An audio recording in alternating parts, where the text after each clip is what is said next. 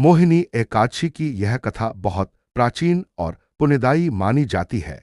यह कथा केवल एक व्रत की कहानी नहीं, बल्कि मनुष्य के जीवन में मोह, पाप और मोक्ष के गहरे रहस्य को भी समझाती है। प्राचीन समय में सरस्वती नदी के तट पर एक सुंदर और समृद्ध नगरी थी भद्रावती। उस नगर में एक धर्मात्मा और न्यायप्रिय राजा राज्य करता था, जिसका नाम था राजा द्युति। उसकी प्रजा सुखी थी, चारों ओर शांति और समृद्धि का वातावरण था।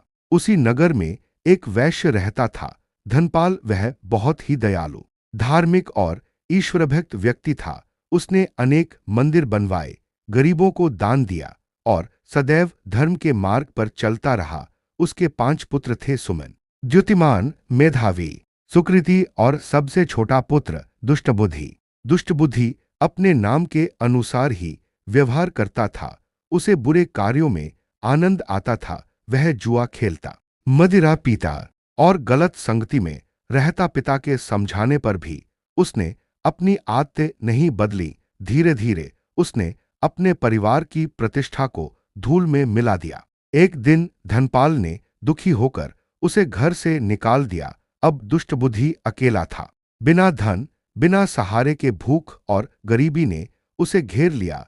वह जंगलों में भटकता रहा, कभी चोरी करता, कभी किसी तरह अपना पेट भरता। एक दिन भटकते भटकते वह एक आश्रम के पास पहुंचा।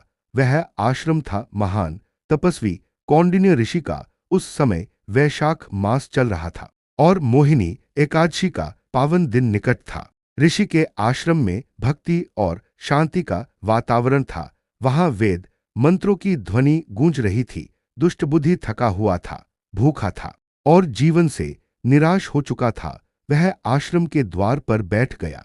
ऋषि कौंडिन्य ने जब उसे देखा तो उसके भीतर की पीड़ा को समझ लिया। उन्होंने उससे प्रेमपूर्वक पूछा, वत्स, तुम कौन हो और इस अवस्था में यहां कैसे पहुंचे? दुष्टबुद्धि की आंखों में आंसू आ गए।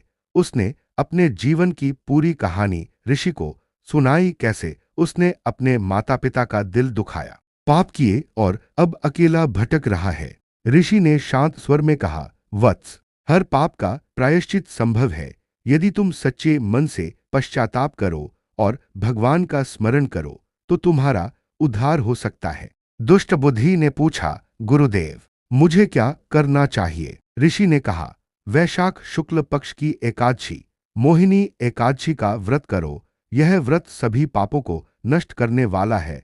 इस दिन उपवास रखो, भगवान विष्णु का ध्यान करो और सच्चे मन से प्रार्थना करो। दुष्टबुद्धि ने निश्चय किया कि वह इस व्रत को पूरी श्रद्धा से करेगा। एकादशी का दिन आया।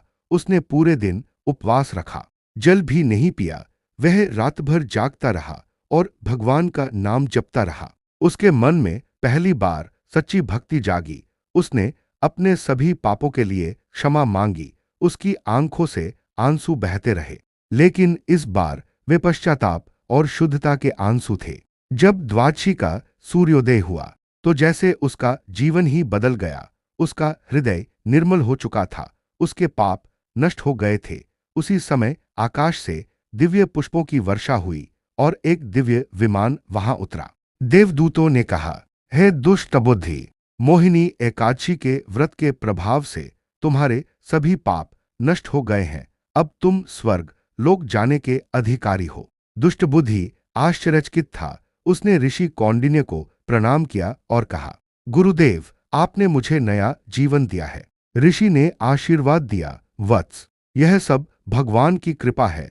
सच्चे मन से किया गया एक व्रत भी जीवन बदल सकता है। दुष्टबुद्धि उस दिव्य विमान में बैठकर स्वर्ग की ओर चला गया।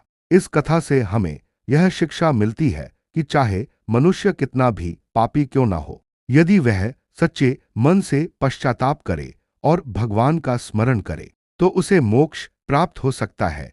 मोहिनी एकादशी का व्रत मन के सभी विकारों को दूर करता है और जीवन को पवित्र बनाता है। जो भी व्यक्ति इस व्रत को श्रद्धा और नियम से करता है, उसे सुख, शांति और अंत में मोक्ष की प्राप्ति होती है।